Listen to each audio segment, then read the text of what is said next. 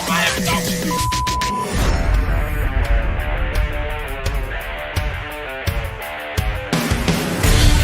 The pressure, he's in trouble. Loses the football. Touchdown! Got it! You have got to be kidding me. Jevon, the Dolphins touchdown. Throwing deep upfield on the near side, man open, touchdown! Looking deep, he's got a man! Touchdown! The run from Tua Tagovailoa. Touchdown! He's going deep! He's got it for the touchdown! He's in! Touchdown! Tagovailoa, 3-1, 2-3. Tagovailoa trying to make up for it. Fire to the end zone. Touchdown! Beautiful day to be a Dolphin fan. 3-1, 2-3. Let's go!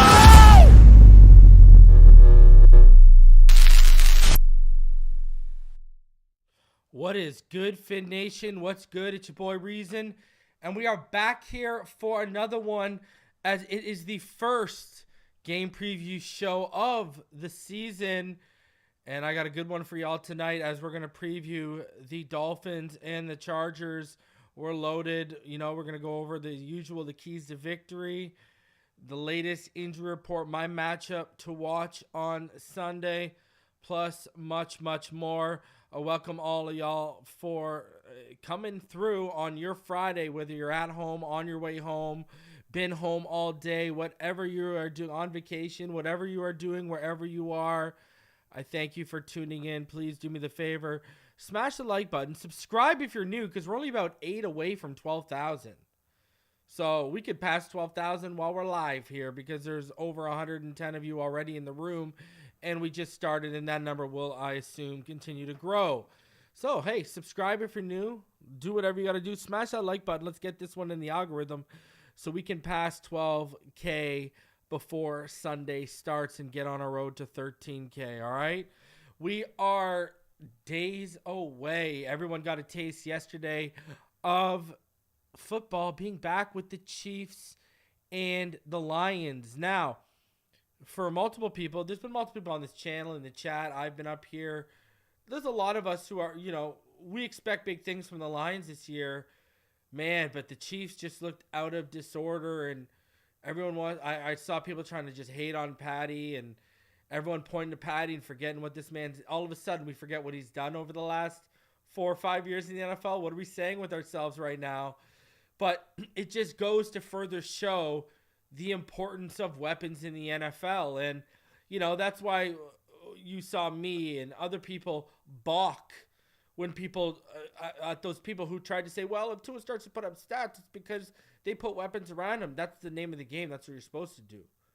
You're supposed to put your quarterback in a offensive scheme that is tailored to his skill set, highlights his strengths, does not highlight his weaknesses, which, example, what we're in right now under McDaniel, that West Coast, that outside zone, everything we're doing right now, that fits to his skill set with his quick decision-making, preciseness and accuracy, et cetera, where if you go back to Chan Gailey, when we were in that more of ISO offense, that really didn't fit what to his skill set was coming out of Alabama and what he's really turned into as a pro.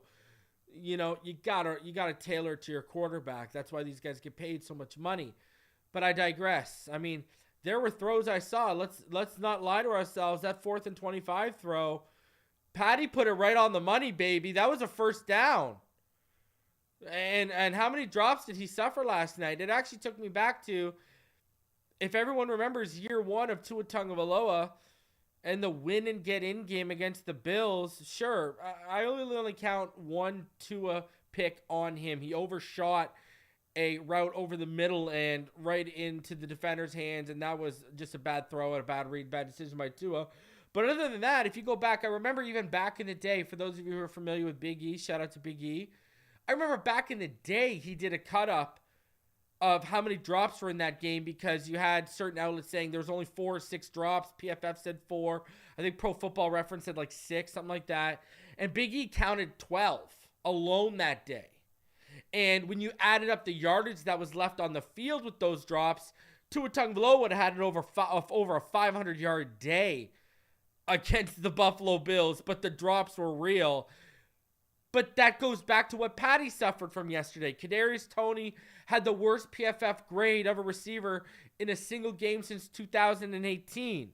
Sky Moore dropped some key throws. I mean, it was all over the place for Patty. I mean, look at the interception. The interception was right on the money, and then got popped up and intercepted. I mean, like, that wasn't a poor throw. That was on the receiver. Kansas City fans, national fans, with what they saw with Patty Mahomes, they saw what we saw in the first few years of Tua Tagovailoa.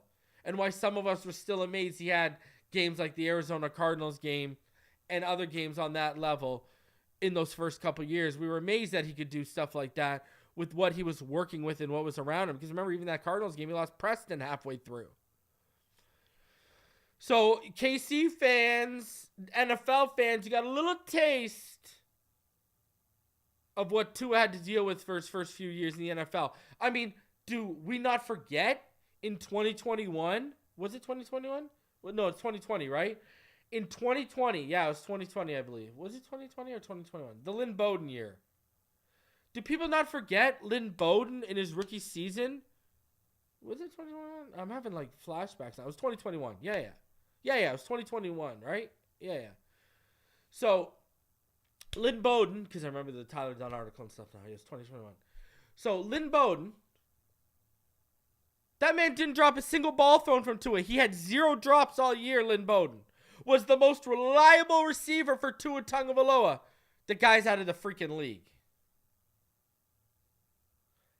The guy's out of the league. The guy's not even, what are we saying right now? He's not even on a starting roster. I couldn't tell you if he's on a practice squad. But that's where, and I loved Lynn Bowden's skill set. But that was one of Tua's most reliable targets. A guy who's not even in the league 2 years later.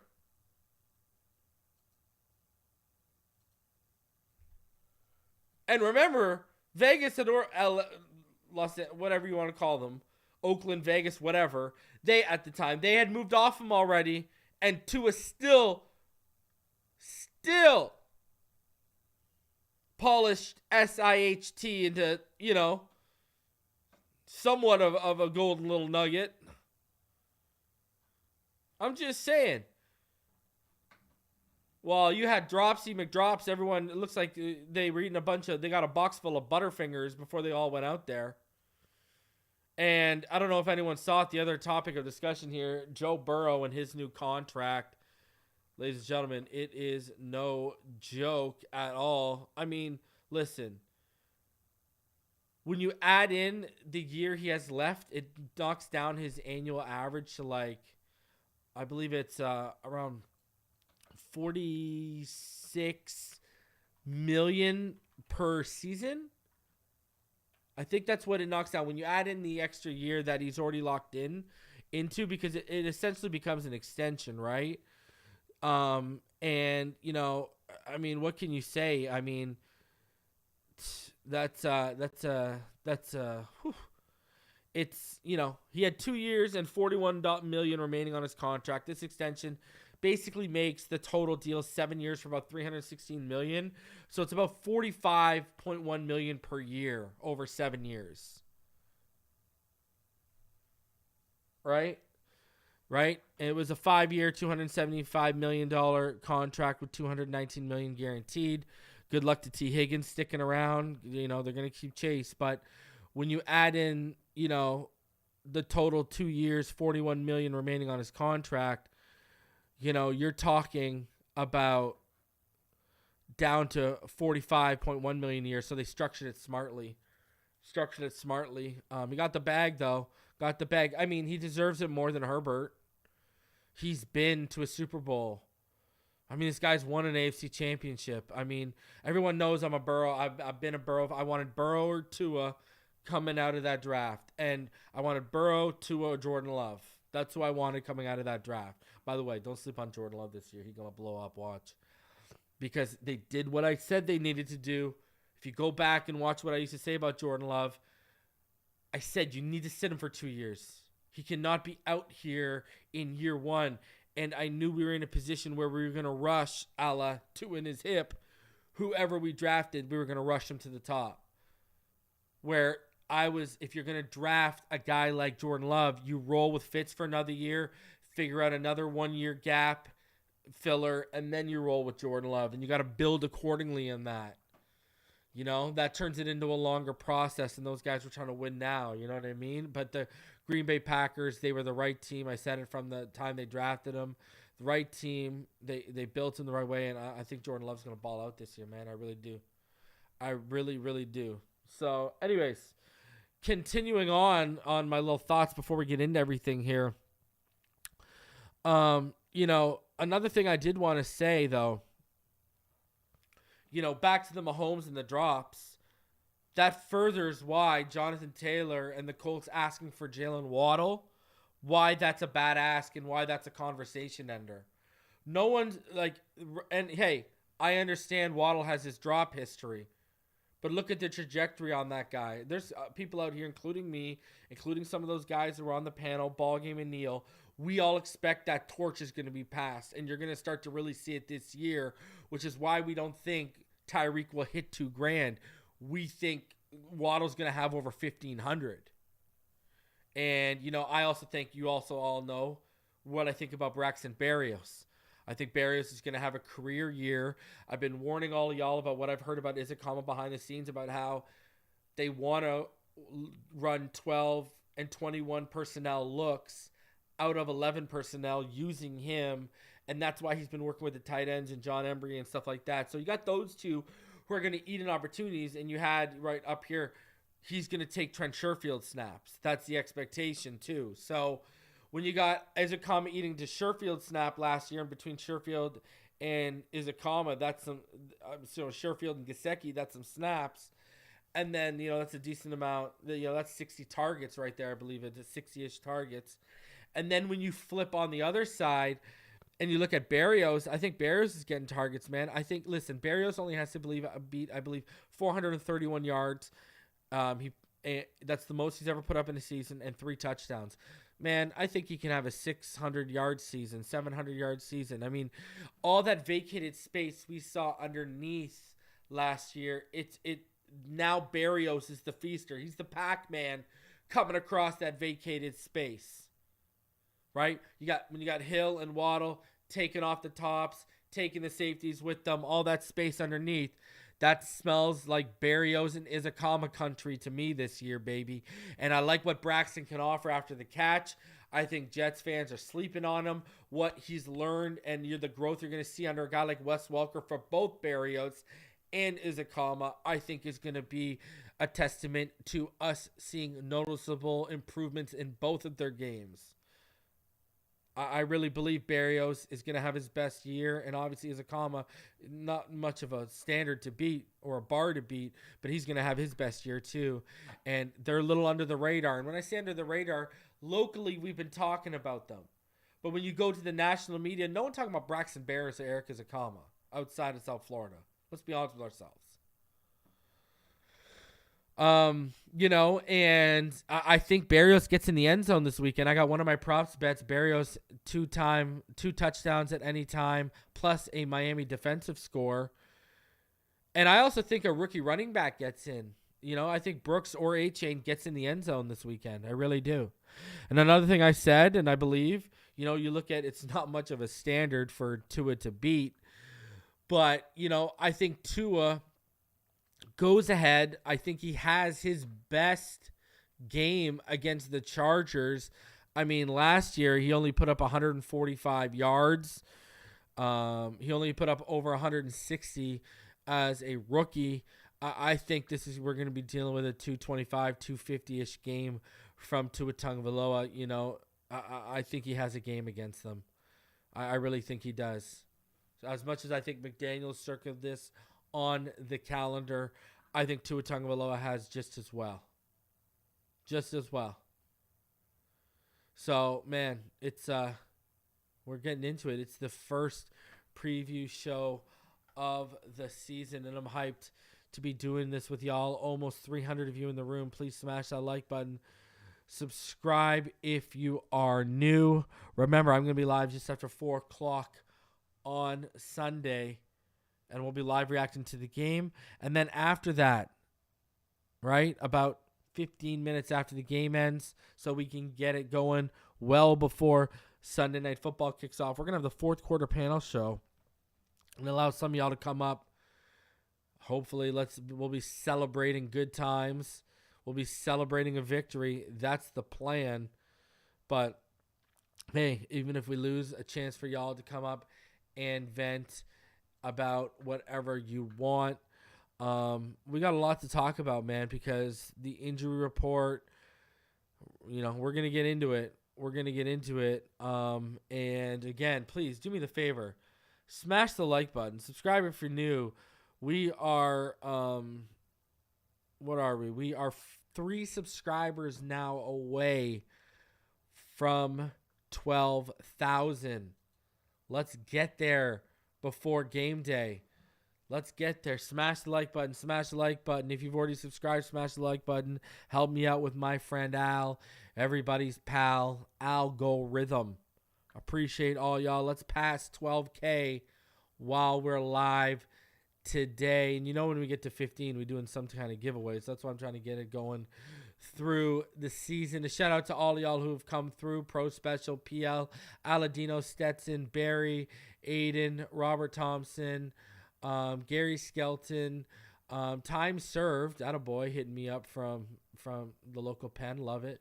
Charles Hilton, Scorpion King, Jeff Sweet, Johnny Badillo, Richard McLean, Jeff Fremont, Griffin Gaming, good to see you back, bro. Roy Smith, Coach AJ, Foxing Around, T-Sol, MF Fins 1, Juan Cruz, William, Jason Myers, Lord Duke, Scott Stevens. Who else we got? Spooky Myers, how you doing, sir? Who else we got rolling through here? Bari. It's been a minute, Bari. I hope you're good. Who else? Vickin, how are you? My friend. Dee Dee, how are you? Jackie. Slayus. I love that you're here. Thank you. The Great Fins fan, how are you doing? Deontay Monroe. Burnt Grass. Larry Lockridge. Jim McEwen. How are y'all doing? Roman Casillas, 2-year Patreon. Attaboy. Look at you, sir. Andre Villarreal. I'm going to be doing Patreon shout-outs. Hopefully get it done by this weekend, but it's going to be starting soon at the end of every show. Don't worry, I got something up the sleeve. Filet Mignon, how are you? Nick, how are y'all doing? Woo back. I appreciate all you. Dennis, thank y'all for coming through. Please smash the like button. Let's get into it, baby. Let's start off with what we do. And there ain't much to talk about, the weather report, because we inside. It's SoFi, but it's going to be 86 degrees outside. Get down to 82. Ain't much to report. We indoors. You know what that means, ladies and gentlemen. Jason Sanders has a chance. We got a chance that Jason Sanders. That's the one thing you come away from when you now look at a weather report and it says inside or dome. You say to yourself, my Lord, we've got a chance with Jason Sanders to not blow it. That's what you say to yourself. That's where we've gotten to. The Colonel has brought us to that point. It's terrible. He used to be finger kicking good. And now you just cringe and you pray for the best. You just pray for the best now. It's sad, man. When that man got his extension, we were all like, okay, well earned. I mean, all of us except Xavier Howard. Xavier Howard wasn't a happy camper because he wanted to be taken care of. But, you look at this, hoping for the best, baby. You're telling me we got a chance. Knight says, guys at camp have spoke highly of Lamb this year. I mean, I've been reporting that, right? What have I reported since Austin Jackson? About even in regards to Austin Jackson, I've heard they liked him so much, and even what they saw from when he was kicked to right tackle for a little bit there, that if Austin Jackson has a hiccup and Armstead starting, they are confident in going to Kendall Lamb at right tackle. The coaching staff is very confident in him, and Robert Jones, and Isaiah Wynn. I mean, it's a different level of confidence than what they've shown in guys like Noah Benogany. I mean, they're trying to lie to us about Liam, and we ain't buying it, right? So, shout out to Knight as well. Also out here gifting a Finside membership that Robert Thomason is the benefactor of. Appreciate you, Knight, out here spreading the blessings. Appreciate you, man. Appreciate all of y'all for donating. Smash that like button. We are just a few subscribers away from 12K. Let's get there. We are 2 away. So let's get there. But yeah, not much to talk about on the weather report. It's indoors. That means Jason Sanders got a chance of not blowing it for us. I mean, there's a positive in every negative, right? And the negative for him, I mean, hey, what can I say? He kicked the field goal to get us into the playoffs. So until he goes back to his ways, which I feel are inevitable, I'm not gonna bash the guy too much. But I had a meme made about him. I was so confident in him, and here we are. Let's get into the injury report, ladies and gentlemen. And this is what we got.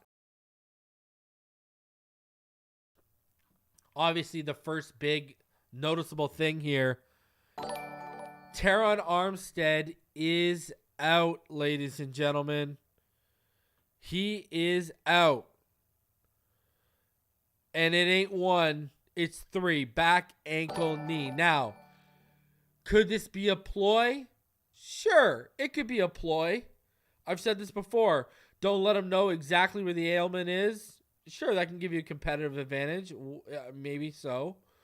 But at the end of the day here, look at the list of the Dolphin injuries compared to the Chargers. That's a team ready to head into the season. Shout out to Lejeune Family Videos. Welcome you to the Hall of Fame. He just became a member. Appreciate you.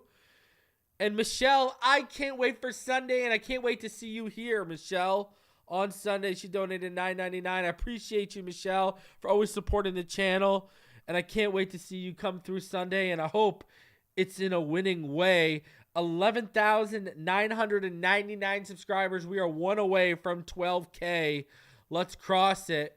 Elijah Campbell is also out, who has been showing some great potential at safety. He's out. He's not available.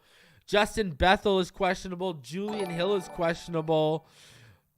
Devon A-Chain, full participant. Ahmed, everyone's good to go, including Jalen Waddle. So, I mean, hey, listen, there's only 4 names. They got 2 doubtful, outside linebacker Chris Rumpf and Dalen Henley. So, you know, listen, Teron Armstead is obviously the biggest name on either side here. There's people who are not happy. Not happy at all on all social media platforms right now. The pitchforks are already starting to come out. Shout out to Knight for gifting a membership to Andre Villarreal. Knight gifting another membership, and Andre Villarreal benefiting from that. And that's why it benefits for all of you to tune in to these live streams, because you can get perks even from the members, not just information from me, as we are 1 away from 12K. Appreciate y'all. So, you know, Armstead, the pitchforks are out on Armstead right now. People are not happy. People, you know, I had someone, F-U-C-K, and it's my boy. I know he's joking around, but there are people who are actually at that point right now. That, you know, we paid him this. Well, first of all, Stephen Ross and the Dolphins paid him, but I get where you're saying from as a fan, the expectations. But what did we always say? I when we made it and we all had come to cope with it, it was fine when we made the deal, because I know I'd been warning you out here. He only averages about 13 to 14 games a year. Listen, even I'm at the point where I've said to myself and other people privately, and I'll be the first one to tell y'all, I've said to people privately, listen, even players who are injury prone in baseball, basketball, hockey, football, whatever, even they at least have like one healthy season. It's got to come somewhere along the line here. But on the bright side, I know I said earlier there's not much bright sides you can find in negatives, but on the bright side, if you're not ready to go, get it out of the way right now, because we're going to need you for that stretch and for that run. Get your body right now, because we are going to need you in January and hopefully February, baby. So, listen, I'm just as fed up as everyone else, but at the same time, how fed up can we be when we had all come to the reality of that before we signed it? We had already coped with that issue. We knew this was all going to happen. We all knew it. So, listen, that's why, yes, I'm fed up, but I don't get frustrated about it.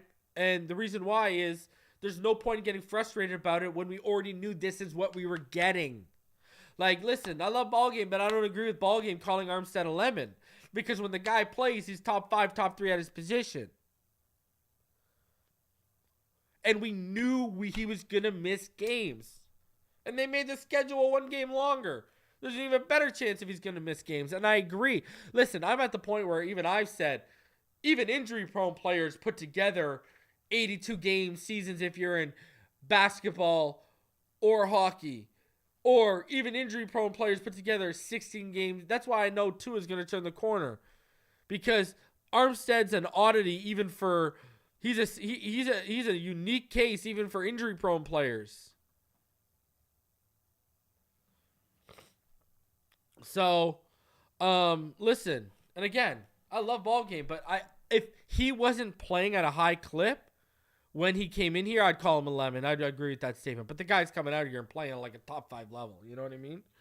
But it takes me back to Brandon Albert, right? Now, I think Armstead's body is a little bit in a better shape long-term than Brandon Albert. But Brandon Albert's body was clearly breaking down. But when he played, he was so good for us. So good for us. So, we're going to see how it plays out. But, listen, get it out of the way now because I need you at the end of the season, brother. We have passed 12,000 subs. We have officially hit it. Thank all of y'all for constantly smashing the like button, supporting me in every which way. I'm going to have a 3 takes episode coming on Patreon tomorrow. It's going to be basically my 3 takes on the regular season. There's going to be no real inside info in it because it's quiet right now as we head into week 1. That'll pick up as we get closer to the trade deadline, so subscribe now. But it's going to be my 3 bold takes heading into the regular season, a day before the regular season. So Patreons, you guys will get that exclusive video tomorrow. Head on over there. Channel members, don't worry. Maybe I'll put my bold takes in written form for you, but you're not missing any inside info. But yeah, so YouTube members, any inside info, I always put it in a written form for y'all. And I might flirt with bringing 3 takes weekly, my weekly Patreon, to channel members only on YouTube, because it's much easier than writing it out. That's for sure. But hey, it has a unique flair to a platform that is all about videos, right? Where Patreon's all about text, I've made it more about videos.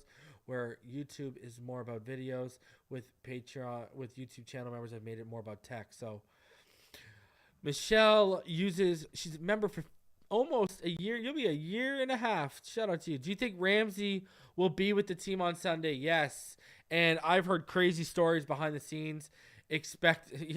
Ramsey is going to be, that man is pushing for November. It is a real possibility. That man is incredible. And I think it just goes, though, it was a slight tear. I don't think we were dealing with like a full tear or a massive reconstruction. I think we were dealing with a slight tear. That's what we were dealing with, right? So how do these teams compare to where they ended last season to where they are? Because you look at top to bottom, some are getting players back. The Dolphins, not much has changed. And the big addition we added, Jalen Ramsey, like Michelle asked, will probably be traveling with the team, but watching from the sideline. Well, this is how the 2022 season ended when you compare them. The Dolphins were 6th in total offense, while the Chargers were 9th. And remember, Tua missed 5 games. The passing offense was 4th, even with Tua missing 5 games, while the Chargers were 3rd. The rushing offense was 30 for the Chargers, even with Austin Eckler.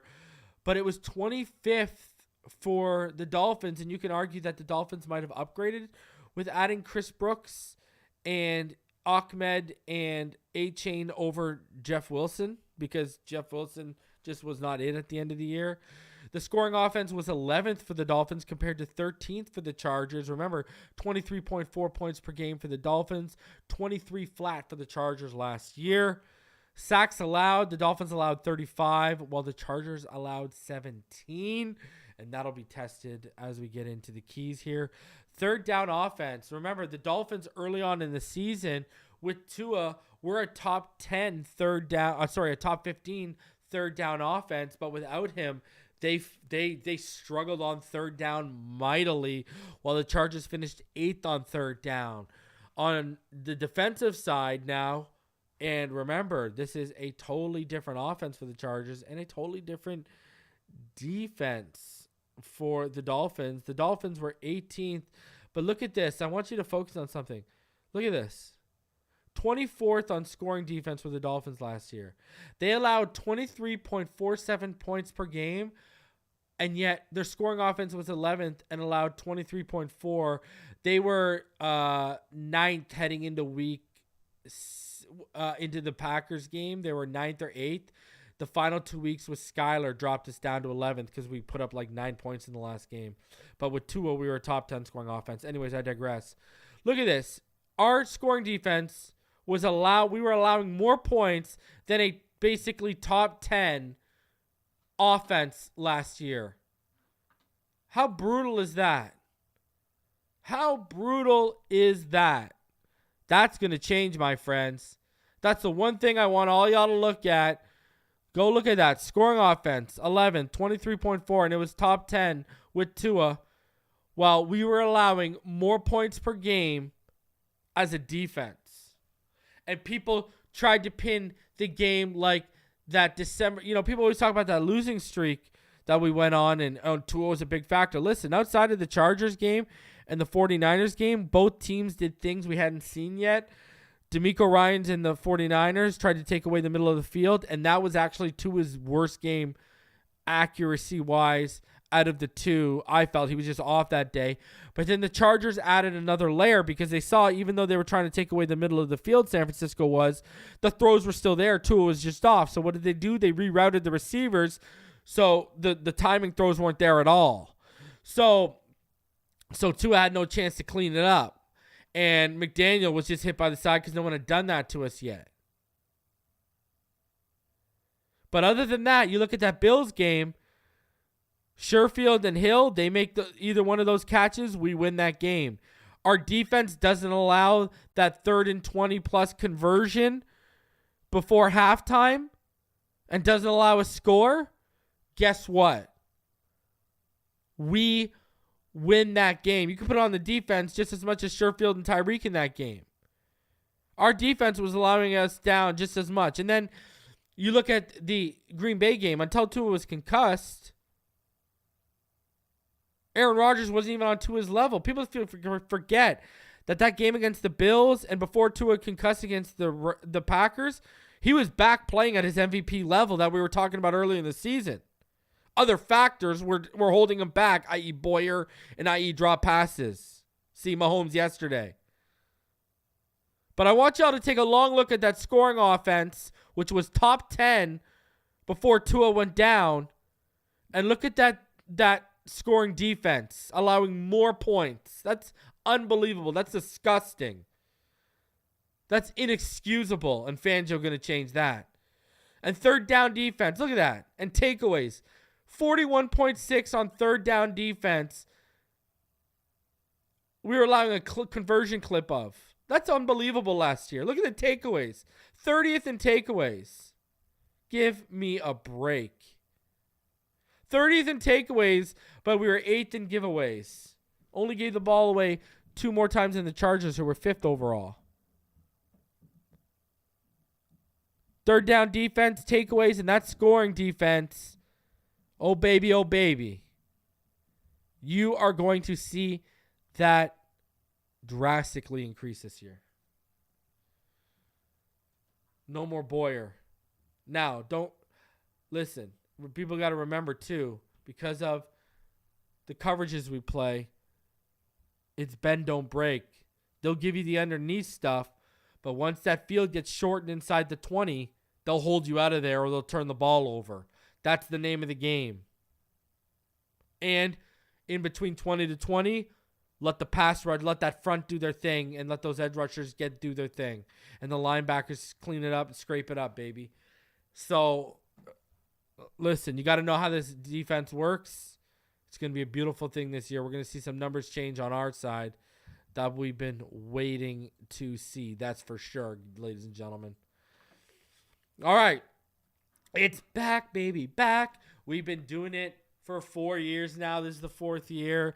The first one on YouTube doing it. We're doing it back. It's back. Let's get into reasons, keys to victory, all right? We're going to start off with our offensive keys to victory for Sunday's game. And it starts off with be prepared for them to try and take away the middle of the field in the passing game. Listen, you might be saying, well, they did it last year. They're going to expect it. If one of the things that Richmond has always said since we were into podcast form to now in videocast form, what's one thing NFL coaches will do in the NFL? They will keep doing the same thing over and over and over again to you until you prove you can beat it, until you put on film that you can beat it. Sure, we might see some wrinkles here and there, but they're going to try and take away that middle of the field. They're going to try and force Tua to throw outside those numbers. And, you know, since we had Nick Hicks on here when he came on for his annual interview, what did he talk about? How they were running those deep outs off motion, and Tua was making cross-body 40-yard throws across the field on outs outside the numbers. So we got it here, okay? We've got beaters. Just because you haven't seen it doesn't mean it ain't in the playbook. And I'm going to tell you this one thing. McDaniel and Tua have been preparing for exactly that. So it's going to be interesting to see what Staley does in the counter. You know, does Staley have a counter to the middle of the field stuff if we start beating that? You know? And another thing that's going to help you beat the middle of the field is finding that balance between the run and the pass. It's instrumental. It is instrumental to find that balance between the run and the pass. And that's my second key here. Finding balance between the run and the pass is instrumental because it's going to give you – they're not going to know whether to go heavy and light. They're going to start mixing their boxes. It's going to be easier for Tua to process, diagnose, be decisive, and dice the defense. That's what it's going to be, baby. So if you can – Mostert, you've bulked up. You got to show me. Devin A-Chain, you're ready to go. I believe in you. I've been preaching you for over a year and a half on this channel since you were an Aggie. Let's go. The time is yours. Chris Brooks, when we get inside that 20, young sir, this is why you made the roster, and a guy like Myles Gaskin is now in Minnesota. Minnesota Miles. And Mike McDaniel, you've made it evident, you've made it clear that you want to find a top-tier back. You didn't. And I believe he made it evident clear he wanted to add a top-tier back because he is 110% on improving on the run aspect of this offense. And might as well do it with a top-flight guy. Are you going to stick to that game plan? You have to, because we got to find that balance. And on the flip side, with the returning Khalil Mack, Joey Bosa, guys are healthy. This is going to be a perfect chance for the pass protection to silence its critics out there. Are they capable of keeping Tua upright? And now even with Teron Armstead out, it's going to be even more of a challenge. It's going to be even more of a call for this offensive unit to answer. Are they going to be able to do it? Are they going to be able to do it? I think you're going to be able to get the push in the run game with Isaiah Wynn out there. They weren't really that strong against the run last year by any stretch of the imagination. So you're going to get that chance with Isaiah Wynn out there to get that push. Use the run to open up the pass. And that'll help the pass pro settle in too. Try and make it as easy of a day as possible on these guys, because the leader and the captain ain't suiting up tomorrow. Teron Armstead, he's on the sideline watching. So those are my offensive keys to victory. Run that football. They were the 28th rushing defense last year. They allowed 145.8 yards per game. We just went over the stats. Make it happen. Run the football. Be prepared for the middle of the field. Take tops off and just have Berrios eat underneath. Take the easy stuff. Don't force it. And pass pro, you're going to have to hold up.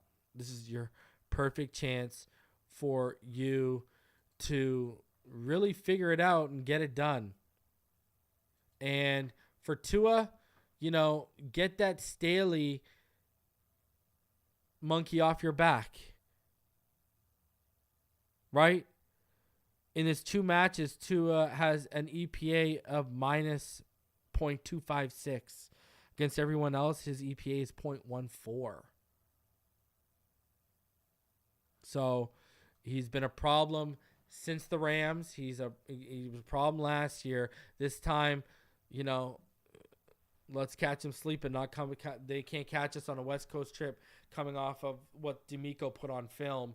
Now they got to go ahead and get a game plan to put on film. And I think, like I said, because we got the godfather of that system, Vic Fangio, in-house, Tua's got the keys. Tua's got the answers to that defense. Fangio's also going to be sitting up in the booth looking down. You know what I mean? He's going to be able to relay to that offense what he's seeing, how guys are rotating. Let's go, baby. Let's go. Now, defensive keys for the Miami Dolphins. The old dog better have some new tricks. I'm looking at you, Vic. You've spoken over and over again. Well, people have spoken over and over again about how you've developed some new stuff. What do you got, man? What do you got? Because you're going up against your best protege, Brandon Staley. You are going up. Matt Nagy, we covered it early in the offseason. He talked about how you're bragging to the Chiefs offensive coordinator about the stuff you got in the arsenal. What do you got for Herbert? What do you got for Herbert? Now, Chargers fans are out here on the flip side of that EPA coin of Tua.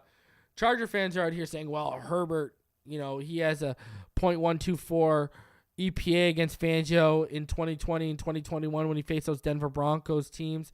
Listen, miss me with that ish. And I'm going to tell you why. Look at the personnel on that team.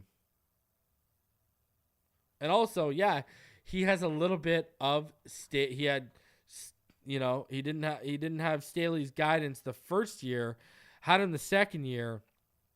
I'm not worried though. Let me tell you this, I'm not worried. I think Fangio, he's going to show some stuff, and I've said this before. I expect Herbert to walk into halftime scratching their head saying, how do we figure this out?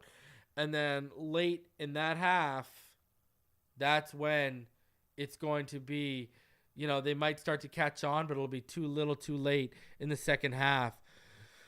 Someone's going to need to step up in Jalen Ramsey's absence here, okay? They've got Josh Palmer. They've got Keenan Allen. Josh Palmer, we're not frightened of him, but Herbert loves him. Mike Williams, Quentin Johnston, who they drafted out of TCU. They've got weapons out there. Eckler, the number one targeted. You're going to have a guy who's responsible not only in his man, but also be able to help come down and help and run support when tasked to do it. Someone's going to have to step up. Cater, we expect to man the slot. Cam Smith, Eli Apple, those look like the best options. I know Eli Apple is a doormat for people and a running joke, but hey, we've seen Fangio turn mediocre linebackers and corners into studs. So this is not, we've seen him bring guys off the street and turn them into Pro Bowl caliber players, especially in Denver, he did that. So, listen, I think this is a way more talented defense. That's why you throw that EPA stat out of the window too than Fangio had in Denver, plus the context of he doesn't have to focus on the head coach overseeing everything. He's just focusing on defensive game planning and scheming and his personnel. So, listen, someone needs to step up in that absence, and I've said it before, I'll say it again. One of my bold predictions for this game, Cam Smith has his first interception in aqua in orange. I see him coming in, them picking on him, and I see him sniffing up, and I see it more than a pass breakup. I think Cam Smith gets his first interception this weekend. I see it happening. I see it happening. I see it happening. And this is the perfect time on the flip side, the perfect chance for the offensive line to step up and silence the critics. This is the perfect time for the pass rush to live up to the preseason hype. Christian Wilkins, you know why you're not getting your asking price of $24-ish million. It's because of where your pass rush is at. Jalen Phillips, a lot of you had touted you in the national media even to break out, right? Bradley Chubb, we know what you've done under Fangio's guidance and in this defense before, right? Zach Seiler, you just signed that big contract, and we know you can provide a good pass rush too. Statistically, your pass rush has been better than Christian Wilkins up to this point. You know, AVG when he's given opportunities. Emmanuel Ogba when he's going to be given opportunities with the money he's making. This is the perfect time for that pass rush to live up to the preseason hype. Because I'm going to tell you one thing, ladies and gentlemen. That Los Angeles Chargers offensive line, it's kind of like ours, like what Neil had alluded to in terms of there's some studs, but there's some, potential duds on there. And, obviously Rashawn Slater's huge. Zion Johnson hasn't lived up to it. Corey Linsley's a stud. Jamari Sailor, and Trey Pipkins, that's where you can feast on. That right side looks like it's just ready to eat. Gerald Everett might be taken out of the game because they might have to have him and Parham just freaking out there to help with the blocking. So we'll see. But that pass rush, this is a game where, we've seen the 9 sack or the 12 sack practices. This is a chance for that defensive line to feast on that offensive line of the Chargers and actually turn those padded practices where they were feasting, turn them into a regular season reality. And this is the perfect opportunity for Jalen Phillips to start his march towards the over of 12.5 sacks. I've said, you know what I mean? I expect over 12.5 sacks for him, and this is the perfect opportunity for him to start that march. All that said, you're probably asking yourself, Reason, what's your matchup to watch heading into this game? Is it Tua versus Herbert, et cetera, et cetera? No. For me, it's Mike McDaniel versus Brandon Staley. Mike McDaniel has to have it figured out for that offense. Mike McDaniel and Fangio have to have it figured out for that defense. There was a lot of hype heading into that game last year, and we fell flat. This is a chance for Mike McDaniel not only to do a little bit of a revenge tour, which I know he circled them over that, he's asked about the vape video they made when they made their season reveal video and stuff like that.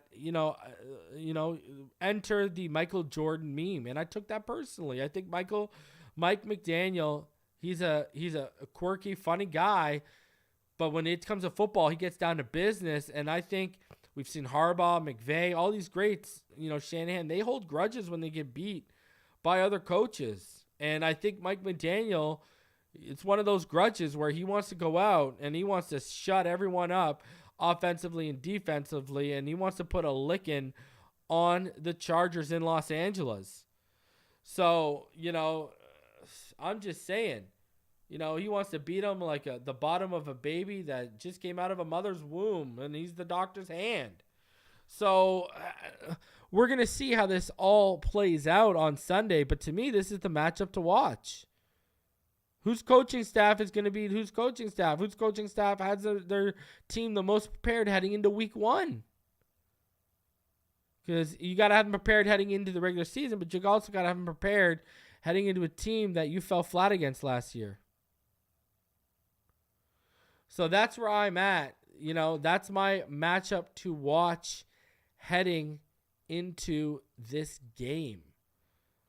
And, I've made it known. We'll get into what my final thoughts, what my prediction is, and we'll go over it in a second here. But we got a little pack of nuggets from Barry Jackson as we head into Sunday. It's his little Friday 6-pack of nuggets and notes. Let's get into it.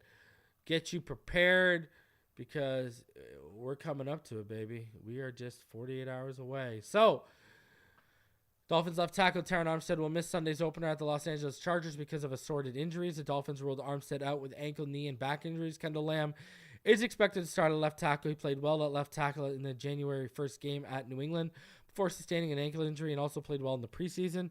My confidence is high in Lamb, McDaniel said. He's shown me a consistent as anyone. Well, I can expect from him. He's been through the rigors of the NFL journey. That's not a lottery pick. And come out an even better version than he came in. Where he was last year to this year, it's not even close. And Lamb said of Sunday's game, this isn't my first rodeo. I love it, kid.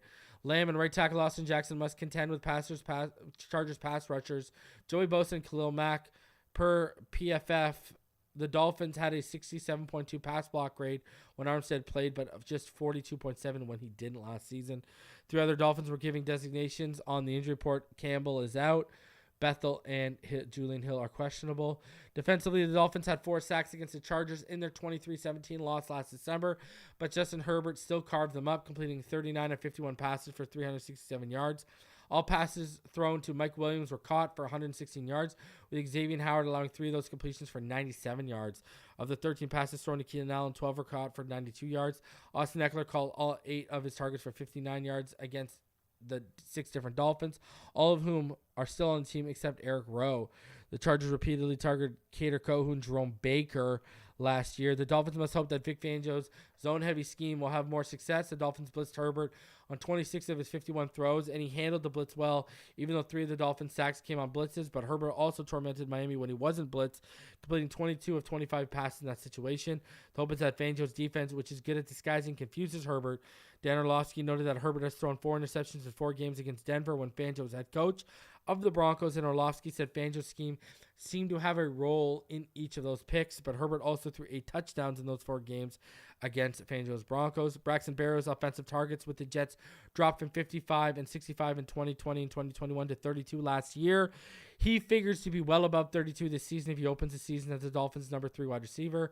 Last week was asked this. A lot of times when a player's outstanding in one area, they can get kind of typecast. You're known as a return specialist who's very good at that. Is it back in your mind to establish yourself that you are more than as a wide receiver as well? He said, I think that was a big point of camp, and hopefully I did a good enough job for a long time to establish that, and the only thing that matters is what this locker room thinks, what the people in this building think, and that's the only thing I'm concerned with. I hope I did a good enough job there. Berrios said returning to the city where he played college football has been incredible. I grew up a Miami Hurricanes fan, and that's where I wanted to go to college and was able to live that out. I also grew up a Miami Dolphins fan. To be here now, to literally be living out my second dream as a kid is incredible. This city, this town, these fans, I got very close for them for 4 years in Miami, especially that last one. I take a lot of pride in being here and representing the city of Miami. Jevon Holland gave an interesting answer when asked what it's like to have a defensive coordinator like Fangio who pops into every position group meetings. I would hope he is. He's the DC. I mean, it's his job. It's his job to know everybody's job, because if something goes wrong, I'm going to look to him. I'm going to look at my position coach. But I'm looking at Vic like, this is your defense. You curated out of thin air some time ago. I hope you know what I'm supposed to be doing. So I think it's good. I don't think it's like I'm not like starstruck. Oh, my God, Vic's in here. I'm just like, okay, appreciate it. Coming here, making sure everyone's going well. That's kind of how I see it. But Holland also said that about the personal accountability he feels about the defense being run correctly in his role as one of the key signal callers. I feel all the weight on my shoulders, Holland said. I see everything because I'm back there. So if somebody's misaligned, if something happens wrong, I want them to look at me so I can help them correct it. That's what I signed up for. I mean, you got a kid taking on the responsibility role, wearing that C with purpose. We all expect Jevon Holland to have a big season this year under Vic Fangio. He's a better athlete, a better player than what Justin Simmons was in Fangio's defense. So I got big expectations for Jevon Holland. And if Ramsey comes back and is even 80% of what he's capable of being, Holland's stock is just going to go through the roof even further, even more. Love to see it. And I love the accountability, man. Not starstruck. This better work, baby. That's what he's saying. I will be accountable for what I got to do, but this better work. So, huge stuff. And, it's going to be interesting, Keenan Allen and Mike Williams, they had good games against us last year, but Cater's 1 year older. Totally different defense. We'll be disguising, and it's all about confusing a guy like Justin Herbert. And I think, I've said this before, I think the Miami Dolphins are going to win 27-13. I think we're going to confuse the hell out of their their offense. Staley and Herbert are going to just walk in being like, what did we just see? Staley's going to say, I haven't seen that before. They're going to be scrambling to get the surfaces and the iPads together to see what they can see. Then I don't think they're going to start figuring stuff out till late in the third quarter, fourth quarter, and it's going to be too late because I think our offense is prepared for whatever Staley's got to throw at us. Staley's just going to throw what he threw at us last year with some wrinkles. And those wrinkles, we got Fangio. We're prepared for them. I'm not worried at all. In the slightest. I'm actually heading into this weekend with confidence. I wish they put this on Sunday night so they could watch what we're going to do to this team. I appreciate you. Hope you enjoy me on the big screen, K-Jax.